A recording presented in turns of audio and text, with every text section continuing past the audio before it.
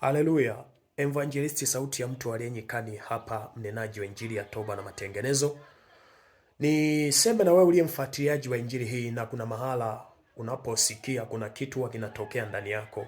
Kuna namna huo unaona kuendelea na utakaso wa Mungu ndani yako.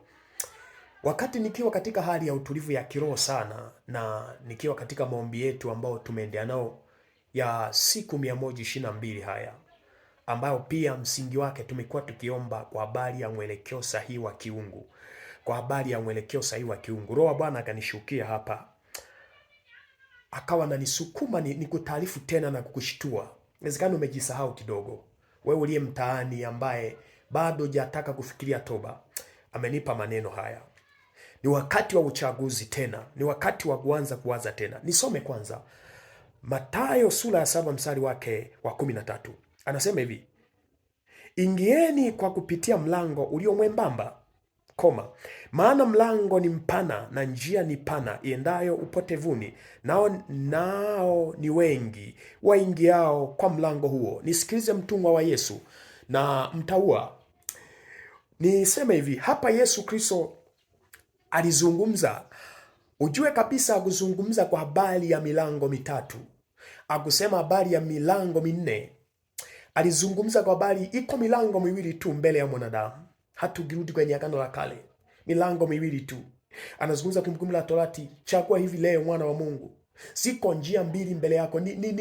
Ni malango yale. Uzima na mauti. Nisikilize. Lakini hapa anazungumza pia malango mawili. Anasema mlango wa kwanza ni uzima, ni mwembamba. Mlango wa pili ni mpana, wengi waingiao. Naomba tuangalie sifa za watu. Umejiandaaje kwa habari ya tukio hili ambao tunalingojea wakati tunaishi duniani tukipambana? Wakati tunaishi duniani tukifanya kazi zetu, tukitamani kujenga zaidi. Ni jambo jema, tuendelee zaidi na kutafuta kabisa kufanya biashara zetu. Ilo umejiandaaje wakati unamsubiri Bwana? Umejiwekaje wakati unatafuta vyote tunavyovipambania ili tuendelee kuishi?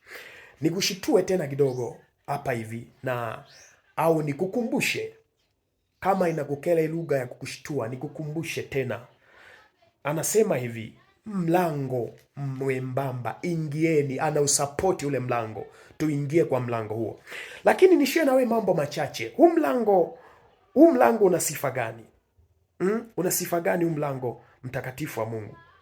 Huu mlango una sifa gani mwanadamu? Una sifa gani huu mlango anaozungumza Yesu na kuhamasisha kwa habari yetu? Narudia tena. Kuna milango miwili tu, rafiki yangu, mtu wa Mungu. Kuna milango miwili tu. Yesu akuzungumza kwa habari labda kuna milango mitatu. Alizungumza milango miwili tu. Bwana atusaidie sana. Mlango mpana ni njia ya wengi. Narudia tena. Mlango mpana ni njia ya wengi, ambao ni njia ya wengi kabisa. Inaingia upotevuni. Ni ya wengi lakini inaingia upotevuni. Nisikize.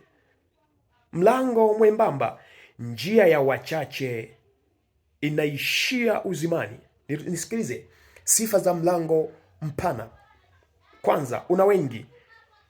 Njia ya wengi inaishia upotevuni. Bwana Yesu saidie sana. Huu ni mlango ambao unaingia tu. Unakuruhusu ingie na mizigo yako, wala sio kuitua. Mizigo ya dhambi, mizigo ya kila aina ya kitu ambacho unatamani kuziambatanisha kwenye moyo wako. Unatamani kuziambatanisha kwenye maisha yako, ziwe mbaya, ziwe za kila aina. Huu mlango unakuruhusu, wala hapana atakayeweza kukuuliza. Ndio mlango huu. Lakini angalia sifa za mlango huu mdogo sana, mwembamba. Mlango mwembamba, njia ya wachache, inaishia uzimani. Mwisho wake ni uzimani. Nisikilize, ndio maana ya nyakati za mwisho ya injili yangu ambao nimeendelea kusema kila wakati. Hakuna upande wa katikati tena. Umenielewa? Lakini kuna sehemu mbili, maana yake ni chaguo, wakati wa chaguo. Uingie katika mlango huu mpana, uingie kwenye lango hili la nyembamba ambalo ni kuishia kwake ni uzima mlele. Ni nini hapa sasa? Kuna watu katika nyakati za mwisho wanalazimika, wanataka kuishi katikati. Wanataka waishi katikati hapa. Maana yake wanatengeneza lango la tatu ambalo alipo kimjibu wa Biblia. Kwa hiyo na ukilazimisha kutaka hivyo, ni lango la kwako mwenyewe. na halijathibitisho linaishia wapi. Lakini navyojua mimi, lango pana pale linaliunga mkono lile lango.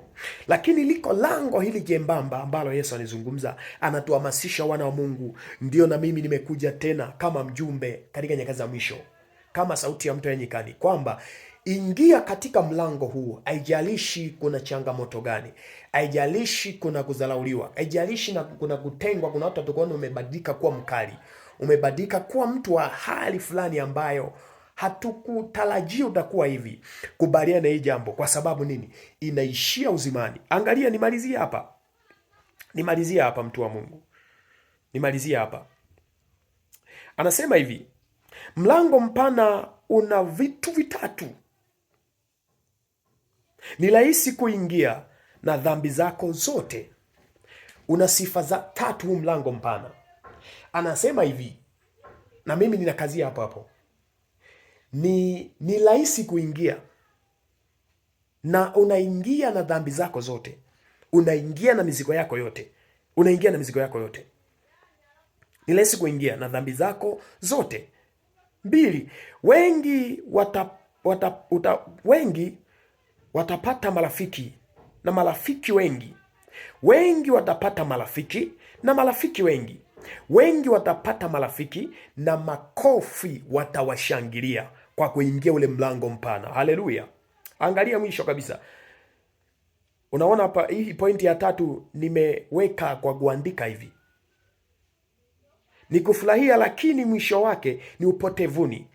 Ni furaha tupu wakati unaishi duniani ukiwa uko holela, hauna mchungaji wa kukulinda.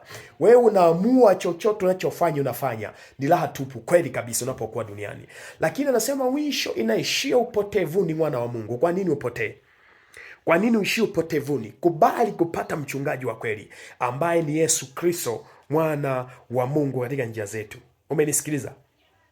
Hii njia naomba niishie hapa, sifa zake, lakini kuletee part 2 ambayo inazungumza kwa habari ya sifa za njia ya kuingia uzimani.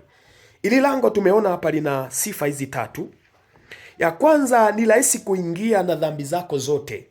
Lakini 2 tukasema ni wengi utawapata na watakupigia makofi, na marafiki wengi utawapata. Angalia mwisho kabisa. Ni furaha, lakini mwishoni ni upotevu. Hebu tafakari neno. Alafu kisha tafakari ukaona kuna madhara. Nikwambia kwamba rudi Mwanzo 1 mstari wake wa 7 pale. Akatenga, ni wakati wa Mungu anatenganisha. Anakutenga na giza. Ni wakati Mungu anaanza kutengeneza vitu vipya ndani yako. Mungu akubariki sana. Ninakurudia hii pointi ya pili uweze kuelewa kwa habari una sifa, ina vitu gani vya muhimu huu mlango mwembamba. Tuangalie na